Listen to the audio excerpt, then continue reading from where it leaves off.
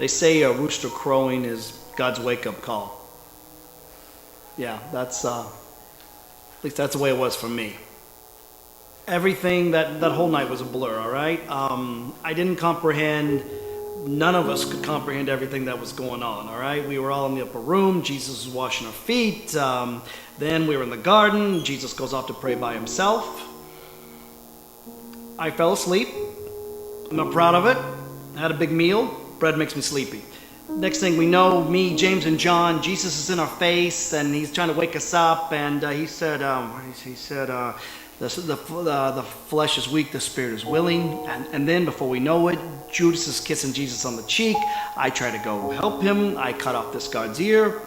For the record, I wasn't aiming for his ear. I'm a fisherman, not a swordsman. And then they arrest Jesus and they take him off.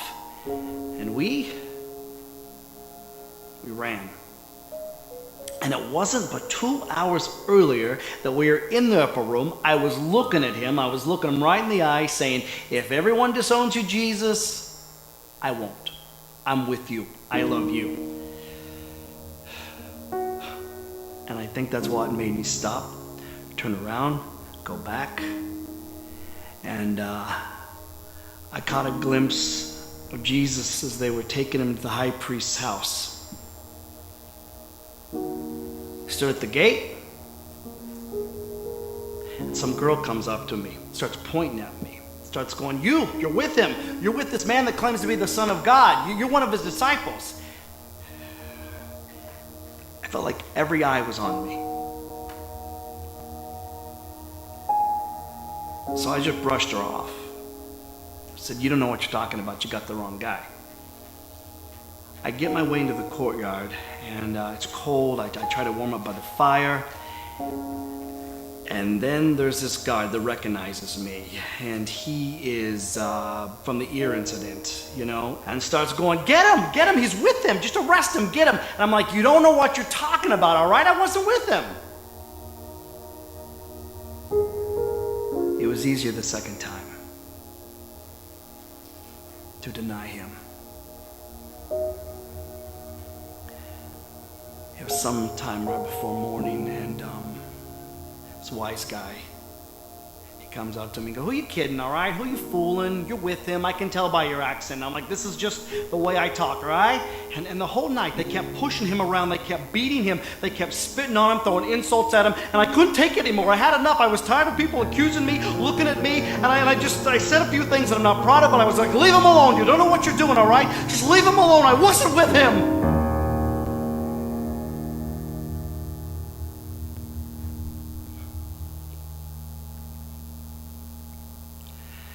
And that's when I heard the most blood-curdling sound that I ever heard in my whole life. I heard that rooster crow. And at that moment, Jesus, he turns around and he looks at me. He looks at me. And his gaze, you can't escape his gaze. I mean, when his eyes are on you, you cannot escape it. And they arrested him and they took him off.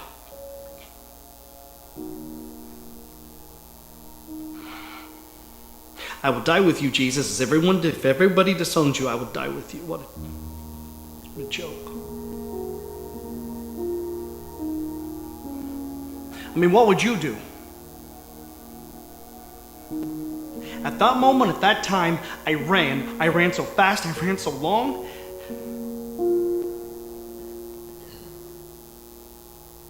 And you know what they did?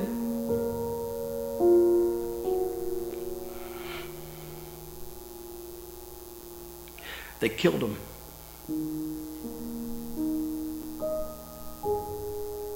He's dead.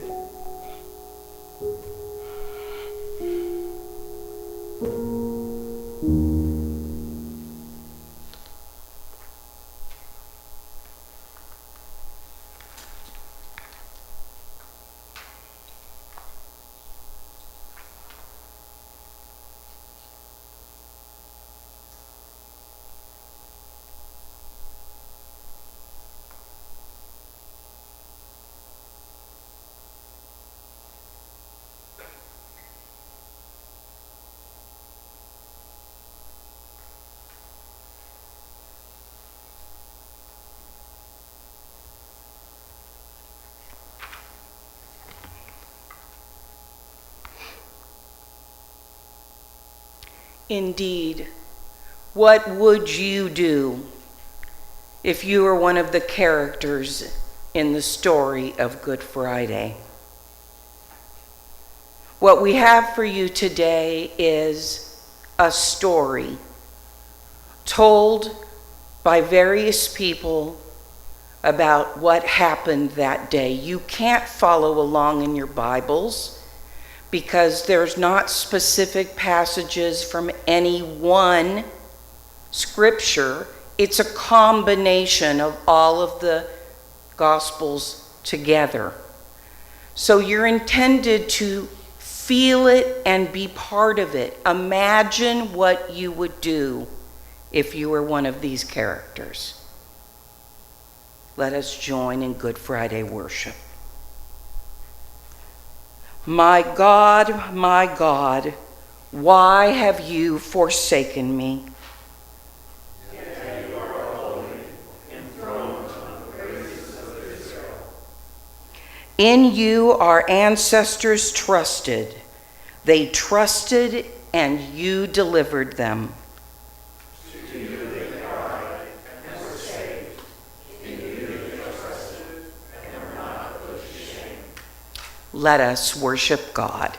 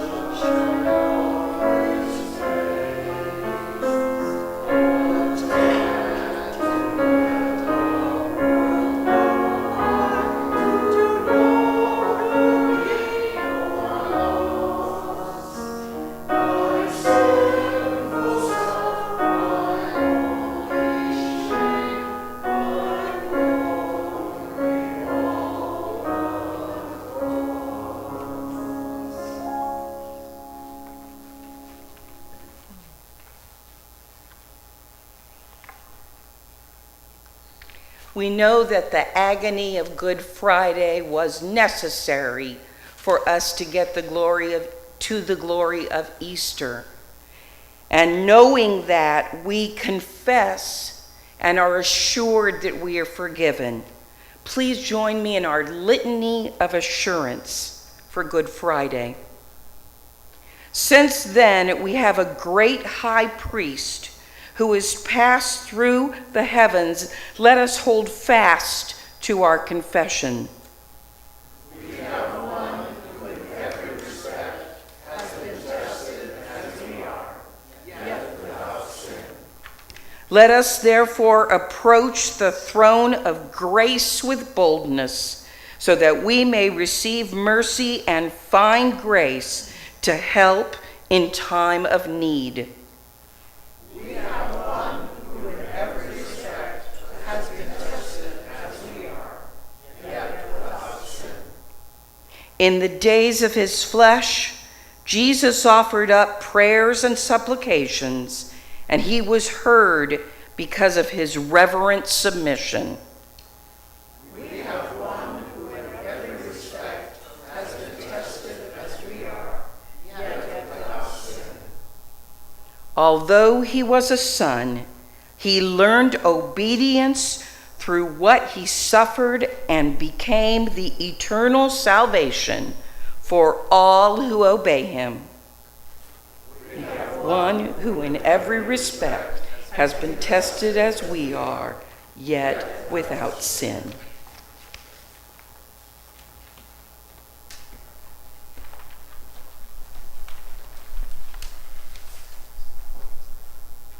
The first light of dawn crept over the hills around Jerusalem, and pale glimmers of light shone through the trees.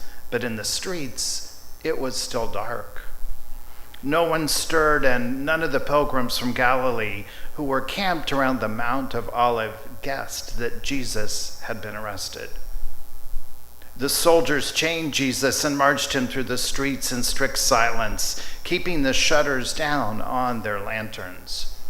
Behind them walked a crowd of chief priests and teachers of the law in grim silence, thinking of how they could accuse Jesus in front of Pilate, the Roman governor. Pilate was a cruel man, and he had executed thousands of Jewish rebels in the past. He would show no mercy to Jesus if they could prove that he was an enemy of Caesar. But Jesus carried no sword, had no army, and did not tell anyone to fight the Romans. Meanwhile, Judas went to the temple carrying the 30 silver coins. "I have betrayed an innocent man," he cried, but he could not undo what he had done. He ran to the temple sanctuary. He threw down his 30 pieces of silver. They spun through the air and clattered onto the cobblestones. Then he ran out of the city of Jerusalem, stumbling through the dawn mist to a lonely meadow. There, Judas, the disciple who had betrayed his Lord and Master, took a rope and hanged himself. The soldiers arrived with Jesus at the gate of the fortress where Pilate had been summoned to meet the priests and the city leaders with their mysterious prisoner. Jesus, the Roman governor, walked around the silent figure before him curiously. "What is this man's crime?" he asked. "He tells the people not to pay taxes to Caesar," lied the religious leaders. But Jesus said nothing to defend himself. "He says he is the Messiah, our king," one of the priests shouted out, pointing furiously. "A king?" Pilate studies him carefully. "Are you the king of the Jews?" Jesus stood still and stared into Pilate's eyes. "These are your words," he said quietly. Pilate was troubled and afraid. Something about this man was very disturbing, but he did not understand what it was. He certainly did not look like a criminal or a rebel who would lead an uprising. "There is no case to be tried," announced Pilate. Then all the enemies of Jesus started to shout out, "He has been stirring up the people all the way from Galilee to Judea. He is a dangerous rebel." Pilate raised his hand, and they fell silent. "A Galilean? Then let him be tried by Herod, the ruler of Galilee. Take him away."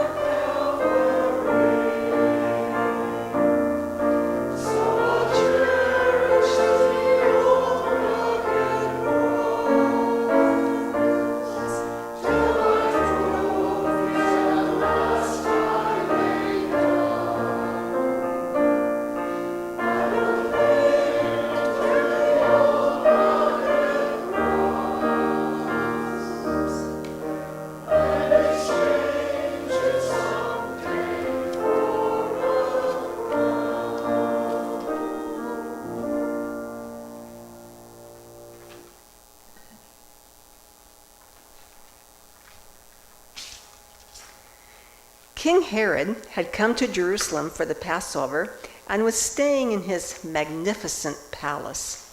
When he heard that Jesus was being sent to him, he was thrilled because he thought that this would entertain his guests. Perhaps he could persuade Jesus to perform a great miracle?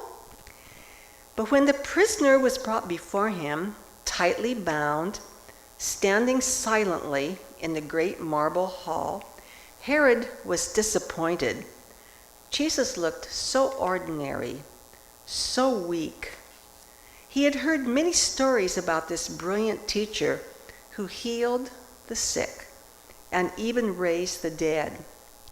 "You're supposed to be a prophet or some great magician," Herod said as he strode around him. "Well, show me your great powers then. Let's see a miracle or two." Jesus said nothing at all, even though the king kept asking him questions, urging him, walking around him, making sarcastic comments.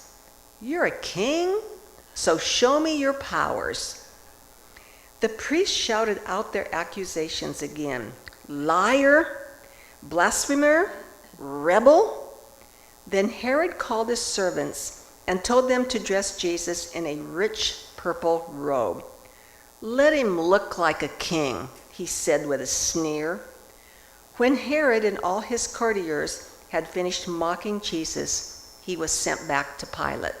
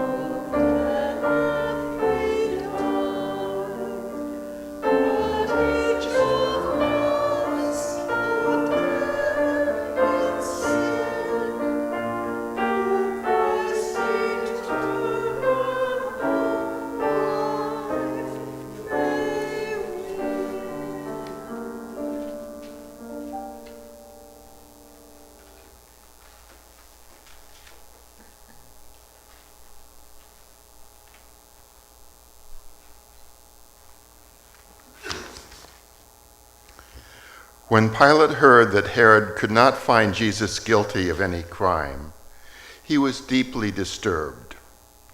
Jesus stood before him once again, silently. His eyes seemed to gaze into Pilate's soul, and the Roman governor shifted away from the prisoner's gaze hastily. "Don't you realize that I have the power to crucify you or to set you free? You would have no power over me if it had not been given to you from above," said Jesus, breaking his silence and troubling Pilate even more. From above, what did he mean? Pilate did not believe in one God, but in many gods, and the only power he understood was the power of the Roman Empire, of Caesar and his armies. Was Jesus talking of another power?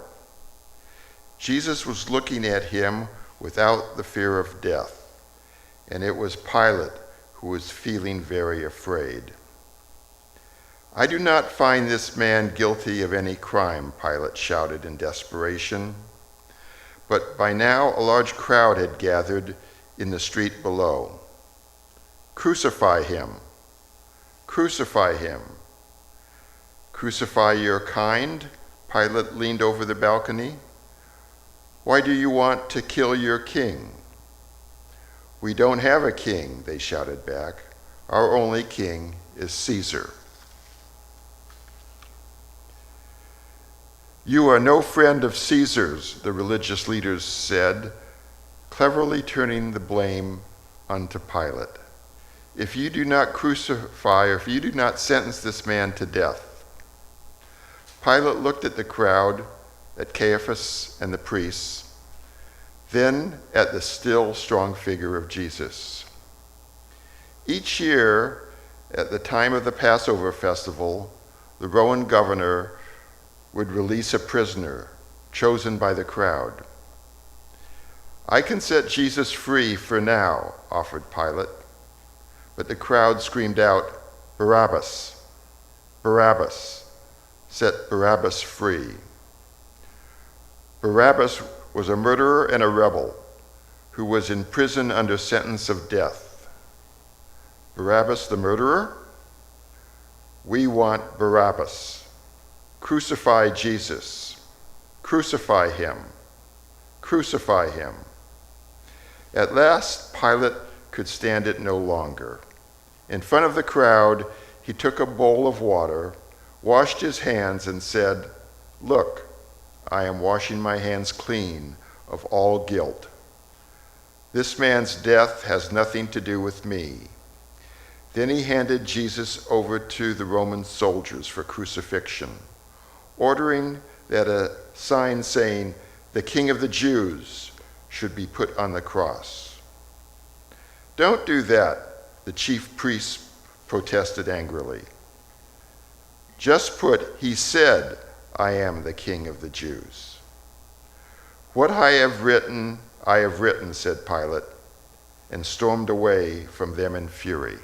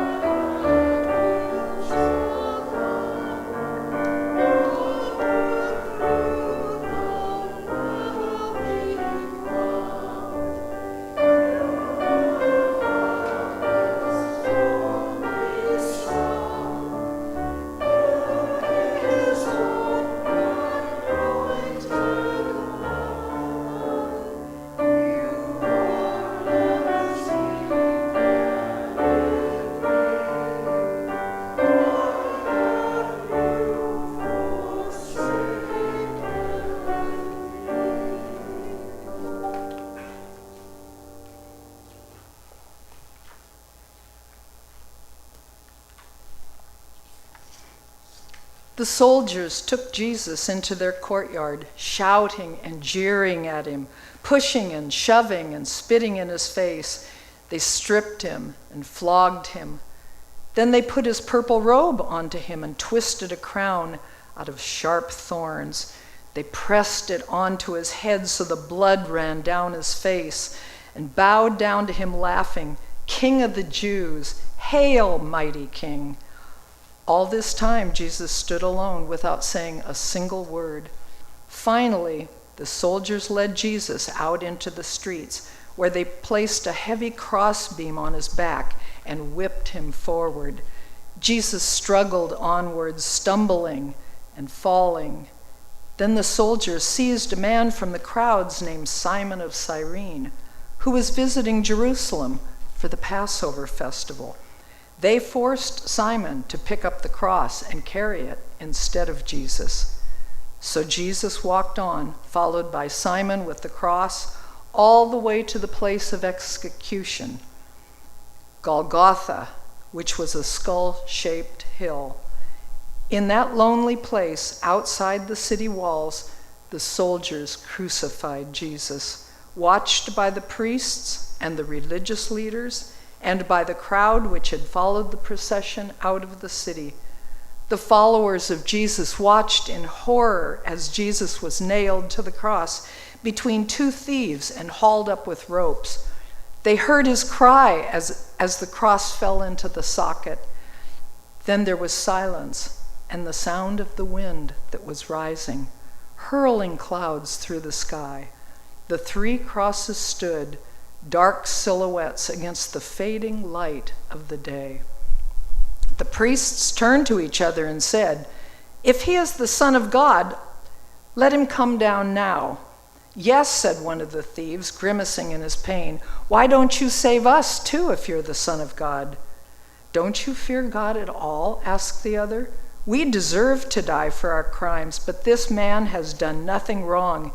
He's innocent." Then he turned his face to Jesus and whispered, "Lord, remember me when you come into your kingdom." Jesus looked into his eyes and said, "Today you will be with me in paradise." Then Jesus saw Mary, his mother, standing there at the foot of the cross, and beside her was one of his closest friends, John. "Woman," he said, struggling to breathe, "there is your son."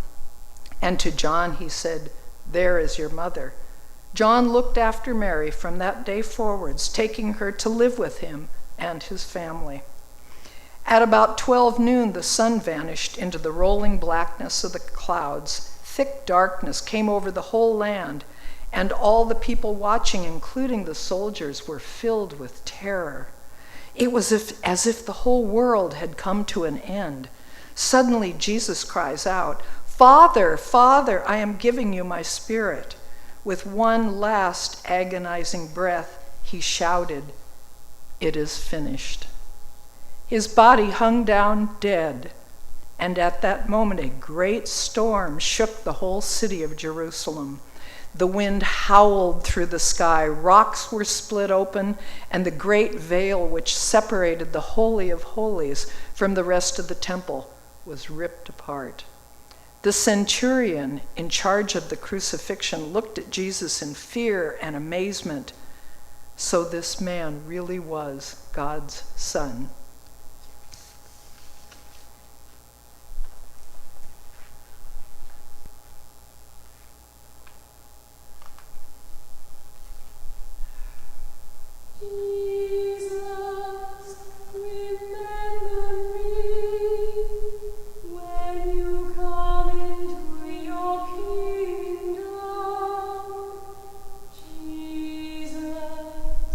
Remember me